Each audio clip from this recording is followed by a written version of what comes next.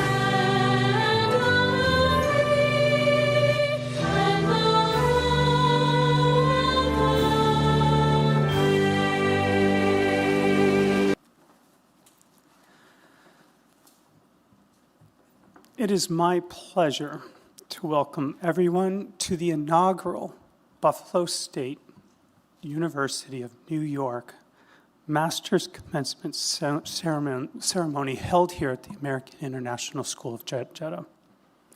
This occasion reflects a proud 174-year tradition of conferring and celebrating degrees in New York and around the world. It is my great honor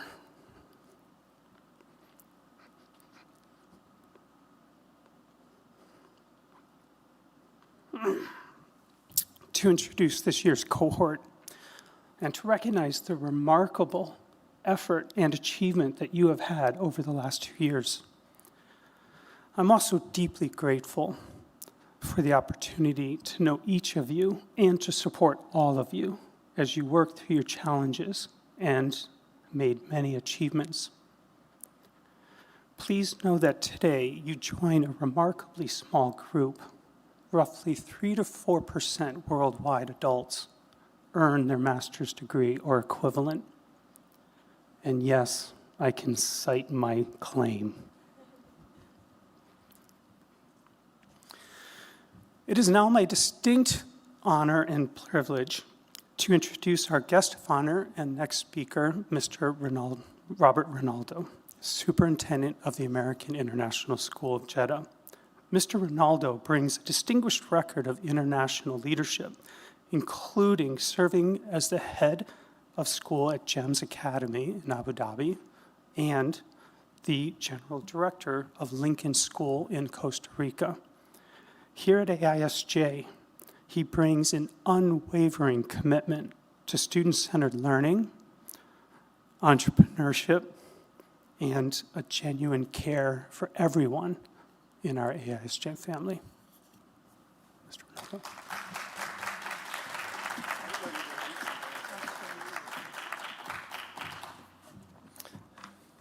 Good afternoon, good evening, families, friends, and graduates.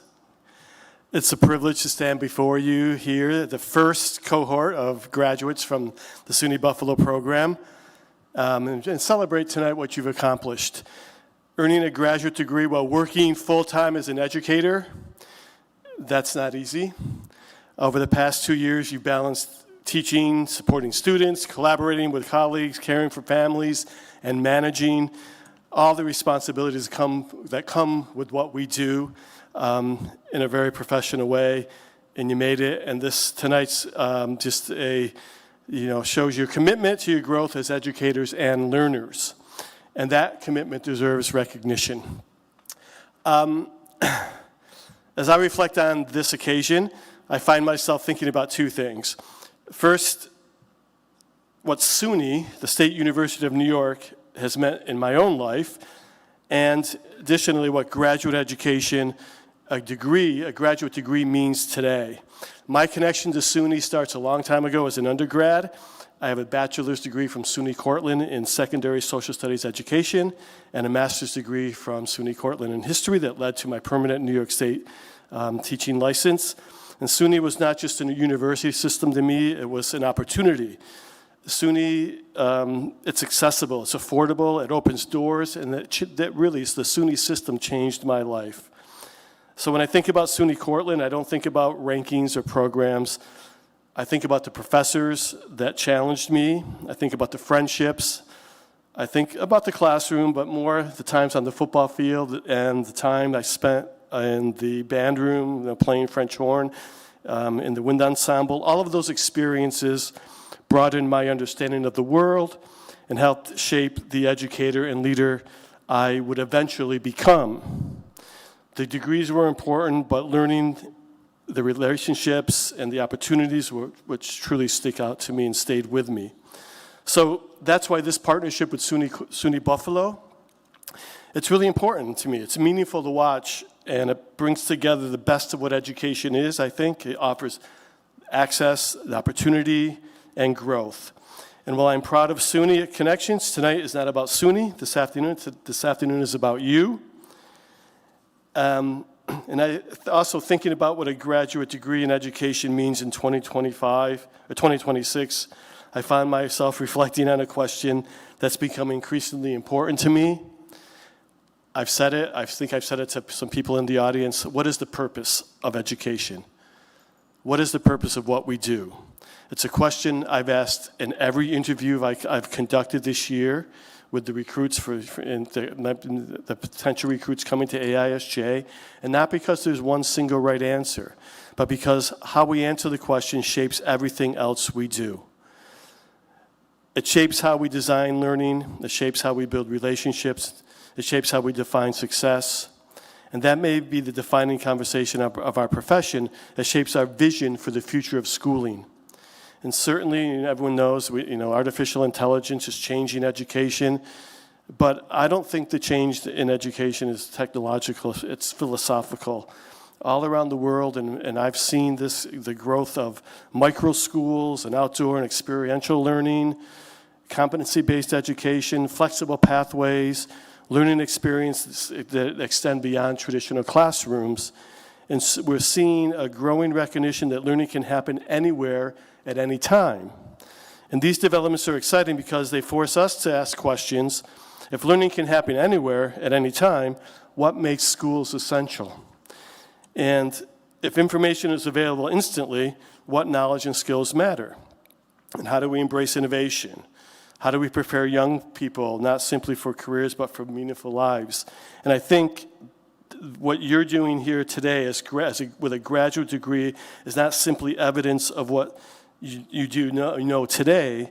It's evidence that you're willing and you're prepared to continue learning for tomorrow. And that's very important. How are you going to face these challenges? And I believe the educators who will have the greatest impact in the years ahead will be those that remain curious, who continually ask thoughtful questions, and who never stop learning themselves. And that's the true value of lifelong learning, and that's what you exemplify, and I congratulate you for that. And I see it in this cohort, because I've spoken to many of you and about that. So for me, this cohort is establishing a legacy here at AISJ, the first graduating class of the SUNY graduate program. Education will continue to evolve, new technologies will emerge, new models of learning will develop, but the need for thoughtful, compassionate, adaptable educators will remain constant. So congratulations on all that you've accomplished and on what lies ahead for all of you. Thank you.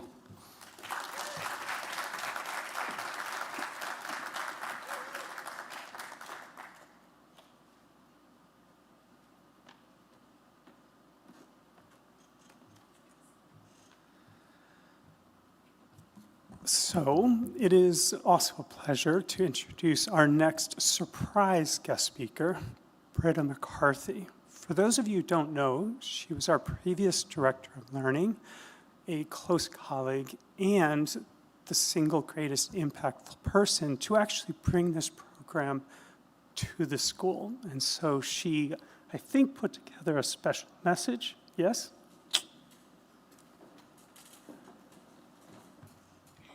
Huma, Katie, Logan, Tamra, Robbie Lee, Jocelyn, Sam, Corey, and Susie.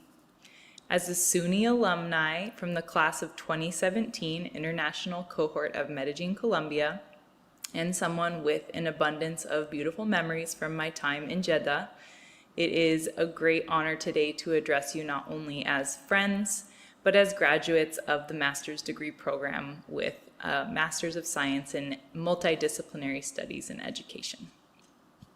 Okay, the first most important thing I need to tell you that I didn't know when I graduated is that your mascot is not a buffalo.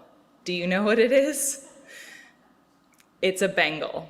So in case you didn't know, now you know. I thought that I was a buffalo for many years. Turns out I'm a Bengal. So now you know.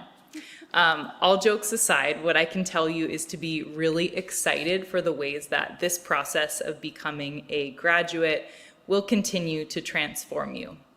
It's going to keep changing the path ahead for you and be something that you can carry with you for a long time. Although, check mark, the degree is finished, the learning is never over.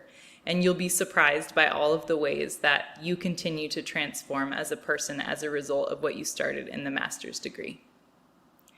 The students in your classrooms, or don't think I've forgotten, the scholars in your classrooms, your role, your countries, or your schools may change, but your toolbox for how you think about the world and how you help others transform the world will continue to grow and be bigger as a result of the master's program. The good news about this toolbox is you don't have to pay any international baggage fees to take it around the world if that's where you're headed. You've been trained as leaders and creative thinkers in a world that requires a lot of courage just to live day to day with hope, let alone teach younger generations to do that. As educators in an international school, you really are architects of a larger global community. Your impact is huge every day. I leave you with this quote because it's a graduation speech, so I have to leave you with an inspirational quote. So from the master Paulo Freire, "Knowledge emerges only through invention and reinvention, through the restless, impatient, continuing hopeful inquiry that humans pursue in the world and with each other. Stay courageous, stay hopeful, and never stop inquiring. Congratulations, everyone.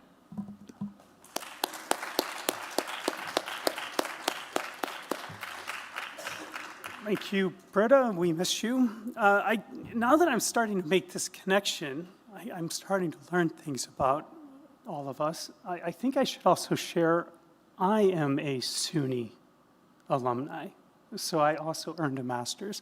So we have this new, interesting, tight network that is emerging. We're taking over the world. Okay, so it is now my pleasure to introduce our student guest speaker, Tamara Brooks. And I don't say this lightly. Tamara is deeply passionate, and she has exceptional intellect, powerful writing, and a formidable voice, especially if you're challenging or arguing with her. But all of these characteristics have actually really earned the respect and inspired us in this cohort.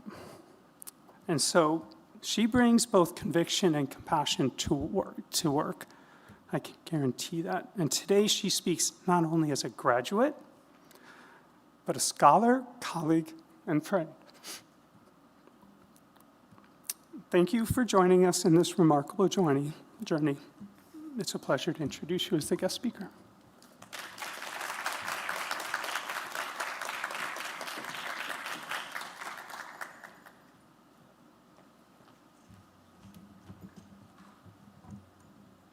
Does this move?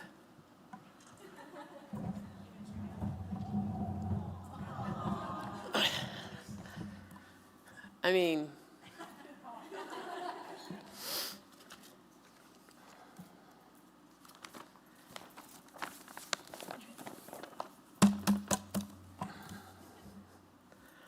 first, I would like to thank ChatGPT for helping me with this speech, and all the CO2 I released and the water reserves I dried up while asking Gemini for revision help. I'm just kidding. These words are mine, as are the mistakes and the offenses. I'm proud to own them all. First, Britta, I don't know if you're watching. I love you, miss you. Thank you so much for bringing this to this school and for us. I know it's a tremendous amount of work to start this kind of program. Thank you. Dennis, thank you for leading us in our first class and through all the hills and valleys in between. Robbie Lee, thank you for coordinating this graduation ceremony and celebration and taking care of us.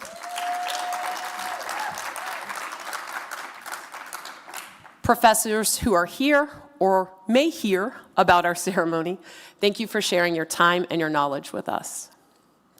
Classmates, thank you for the support and encouragement and food and Starbucks and late night group chat giggles and gripes over the past 2 years. It's been money well spent. Wait a second, we didn't spend any money. Thank you, AISJ, for this degree. Okay, so I read most college commencement addresses last 10 to 15 minutes, so buckle up, buttercups. If these are the last words I ever get to speak to you, I'm gonna make them long and I'm gonna make them count. Whew. Nothing like racing through a degree program while also working 8 to 10 to 12 hours a day, while leading other teachers, often without central or southern or diagonal direction, while straddling middle school and high school teaching jobs, whether they are new or not, while coaching a sport and trying to build a program and a legacy, while sashaying 2 teenagers into high school and then moving a beloved child to a different country in the middle of the year, while caring for a family and dealing with loss far from here, while making babies, and all the other living we do in between. But we did it, often feeling alone and confused, but more often than not, finding strength in each other and our struggles together. We have another diploma to hang on the wall, another line on the resume, another couple brain cells in our brains, and maybe a little more money in our pockets. I thought about beginning this commencement speech address and challenge the same way the 2026 Harvard commencement speech speaker Ronnie Chen began his. Do you guys know what I'm talking about? Have you seen that video? Yeah, then I wasn't sure who else would be in the audience, so I thought we could just whisper it. It's only 3 letters. One is F, one is A, and one is I. I'll say F and you say the other 2. I'm just kidding. We're not going to do that. But if you want to say it 10 times to yourself, that's good. Then we will have fulfilled one part of my graduation speech that I wanted to talk about. Over the past 2 years, we've learned about creativity, creative problem solving, leadership, community building, the brain, action research, but more importantly, we've learned about ourselves. Through our classes and interactions, WhatsApp messages and freakouts, we learn about each other, our instructors, our community, and the broader picture of education and leadership. And quite frankly, some of it left a bad taste in our mouths. It had us questioning our purpose, our continued work in this field, and sometimes our overall disappointment and, dare I say, humanity at large. What are we doing here in these classrooms? When leadership is failing us in pursuit of their own egos and agendas, school communities seem to be working against us, our colleagues are capitulating to mediocrity, and on our worst days, our inner selves, that steadfast teacher heart, is aching just to call it a day. Abandon the cause and the children, go work in consultancy out of self-preservation, and well, more cash. But in the words of Dr. Seuss, no, that's not for you. Somehow you'll escape all that waiting and staying and self-doubt. You'll find the bright places where boom bands are playing. And it is on this note that I want you to find those bright places, my friends. And if you can't find them, then I challenge you, class of 2026, to go build them yourselves. It's time to set a new long-term goal, or perhaps resurrect one from the dead. No, we're not going to reflect on our why, even though it's a good reflection. Take time to do that. I just want you to think back to who you were, your first-year teacher, or even farther back than that, when you made the decision to become a teacher. That giddiness surrounding the decision to dedicate your life to other people, young people, not saving them, but inspiring them to be bigger, better versions of themselves, a self they couldn't even fathom before walking in your classroom door. Do you remember envisioning your first classroom? The dream students who would thank you in their commencement speeches from an Ivy League school, send you a royalty check every now and then? The colleagues who would encourage you and laugh and hope with you, the administrators and teacher leaders who would always have your back, everyone working in tandem to stave off the hypocrisies, lying in wait to snatch your idealism away from you. Can you see that person? Do you remember those feelings? Hold on to that image for a moment. I feel like the past 2 years have been a roller coaster of feelings, but now that I'm at the end of it, and I hope you're having these feelings too, I'm invigorated with possibility. Sometimes in understanding what you want or how you want to be, you have to play in the land of not. This is not what I want. This is not how I will lead. This is not what I thought action research would be like. And I feel we did a lot of that. Yet in this divergence, I did learn what should be. In working with Dr. Sue especially, I believe we found ways to work ourselves into these new phases and spaces, these should phases of our work life and leadership roles. With Dennis, we challenged ourselves to dig into what education, school communities, our classrooms should look like, and then to trust that our ideas are worthy of big, bold moves, as long as we write it up in a white paper. And then with the action research paper from hell, we learned a whole lot from that ordeal. But most of it involves words and ideas and people we can talk about at the after party. People, we survived the roller coaster. But did that vision, the one I told you to hold on to, did it come out better or worse? Did it survive? So again, congratulations on this accomplishment.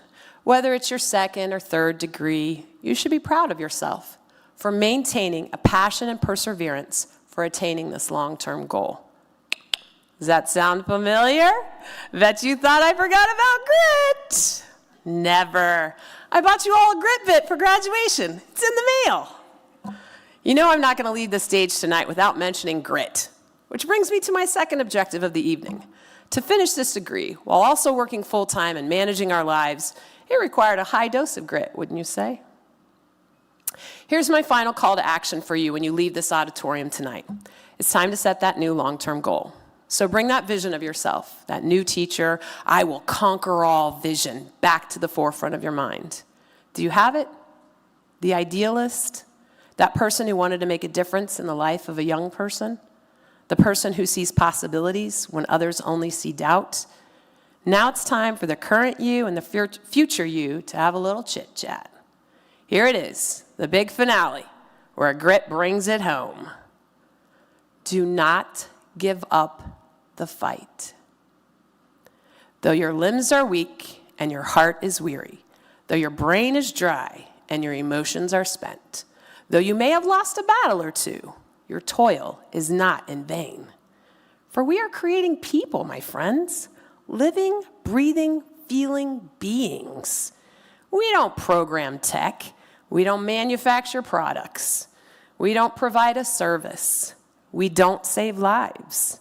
We don't harvest crops. We are in charge of growing humanity. And what a charge we have been tasked with. No one can escape our clutches, unless they're homeschooled, but we're not going to talk about those kids. Teachers breathe life into everyone, regardless of the hills and the mountains and parental bias we have to suffer to do so. Hear me when I say this. This challenge isn't one of martyrdom. I'm not asking you to die on some hill, i.e. school, unworthy of our time or energy. I just want you to remember our profession is the noblest of all. Our power is equal to none. Our effect lives long after our work is done. Therefore, we must not retreat. We must not surrender. We must push forward and continue the fight because the kids are counting on us, even if they won't realize or acknowledge our worth until long after we're gone. And of course, to do this, we need grit, the passion and perseverance for long-term goals. Grit and all the things I've learned about what it may or may not mean, and if you may or may not be born with it, tossing all of that aside, grit is the difference maker here. You have to look at failure, that of others and of your own, and you have to say, not today. Pull yourself back in the classroom. Stand tall in front of your foes and your doubts and your mistakes and generative AI. And get better. Do better. Until you make the vision you had when you first walked in your classroom. Maybe that vision that you begin each year with, make it real. Know in your heart of hearts that our work is true and virtuous, but it is also unforgiving and without gratitude. But you must persevere. You must not give in to the naysayers, even if that naysayer is you. The future of the world's counting on us. We can't let them down. This is what we signed up for. I'm going to paraphrase Dylan Thomas to sum up my challenge to you, the class of 2026. Do not go gentle into that good night. Your passion and worth should burn and rage at close of day. Rage against hypocrisy and ineptitude, mediocrity and fatigue. Good people, trust your hearts, embrace the struggle, reach for each other. And engage your grit, slough away the doubt, see the good with blinding sight. Do not go gentle into that good night. Do not give up the fight. So let's put on our grit bits and go make a difference. Congratulations to you, the first class of SUNY graduates from AISJ. You have set the bar so high for those to come. May your future be bright and your gift to humanity linger long after your light goes out.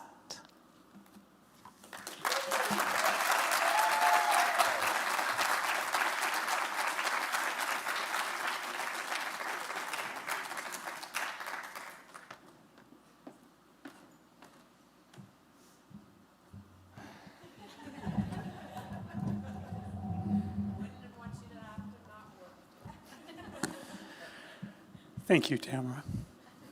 Mr. Ronaldo, Dr. Shelby, will you please join me for the hooding ceremony?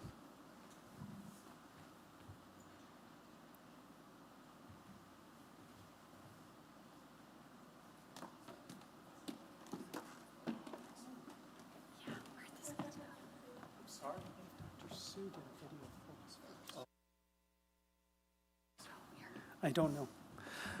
Sorry, we lost our program up here.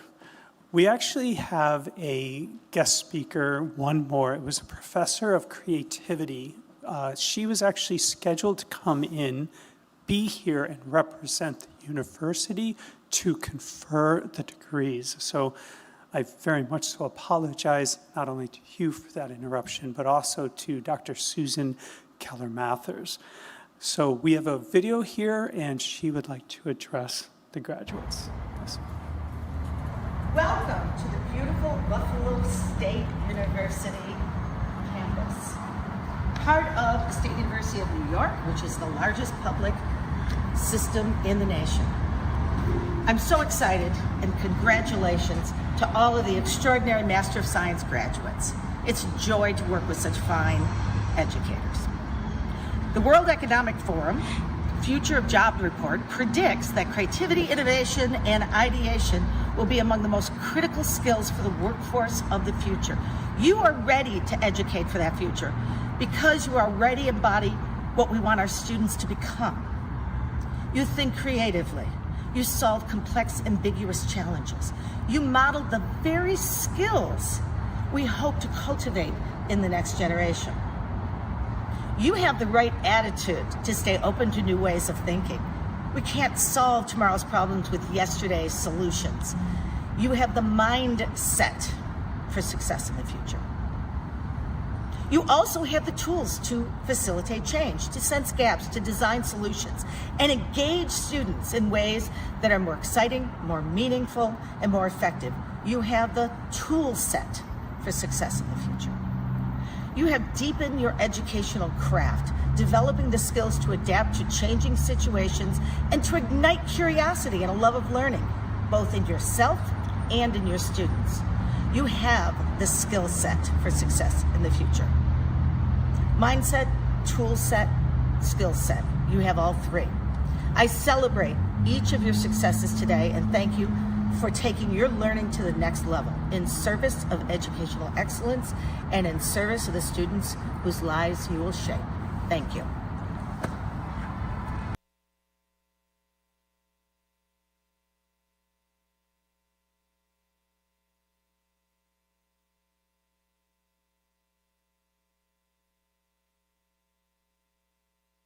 So now the hooding ceremony.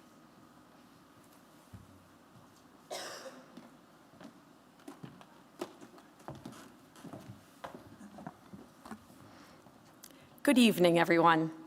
It's been my privilege to serve both as an educator and as a fellow traveler in the academic journey of many of the graduates we celebrate tonight. Over the course of this program, I've had the opportunity to witness their dedication, perseverance, grit, and growth firsthand. It's an honor to recognize each of their accomplishments. At this time, I'm pleased to present the graduates of the master's degree program.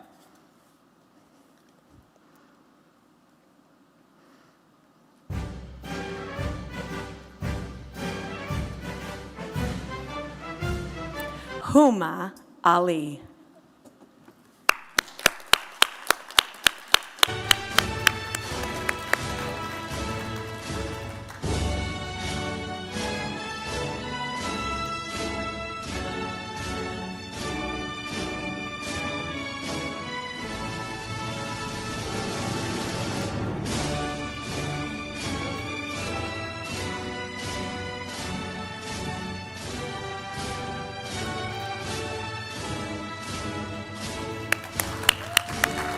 Catherine Austin.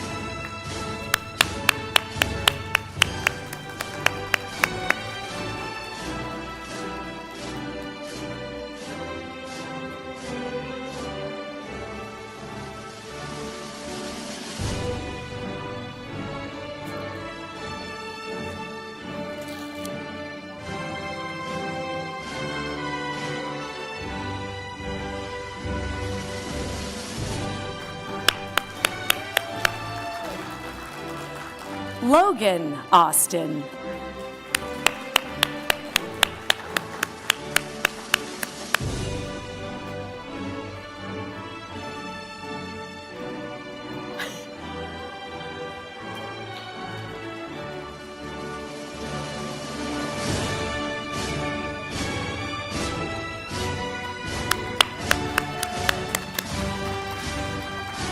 Tamra Brooks.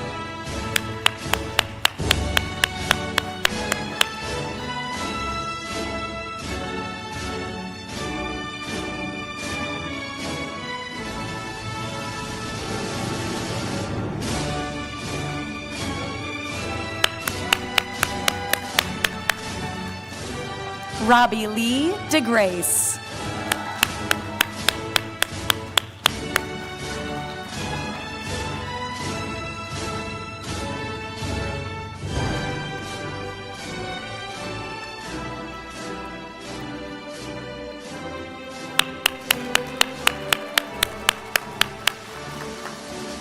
Jocelyn Liu.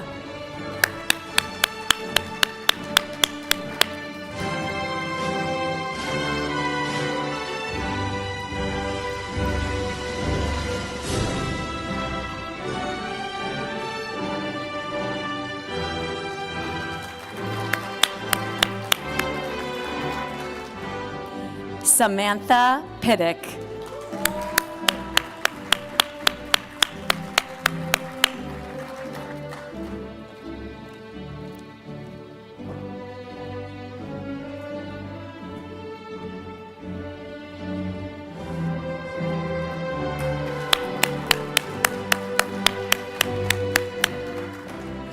Corey Vesper.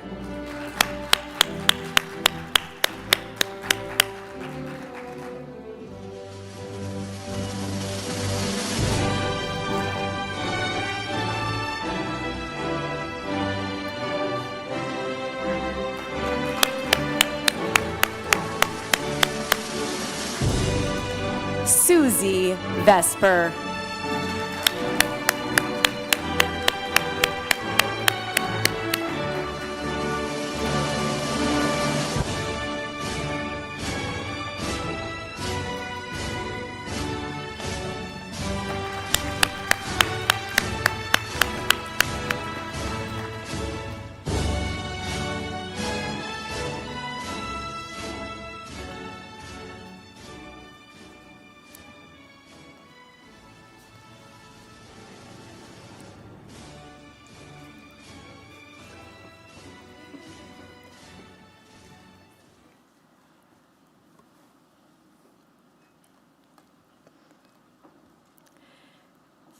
Will all graduates please rise and come to the center of the stage?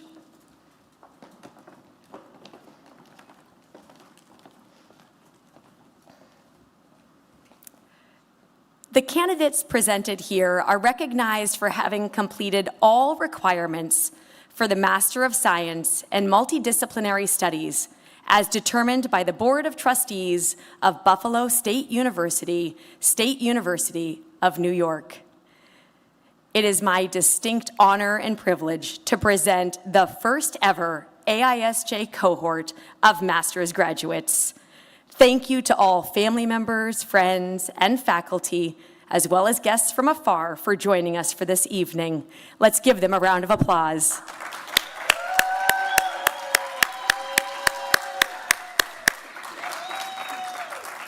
Congratulations, class of 2026.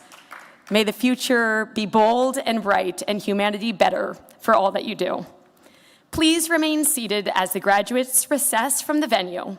After the ceremony, we invite everyone to join us outside for photos and celebrations. Thank you.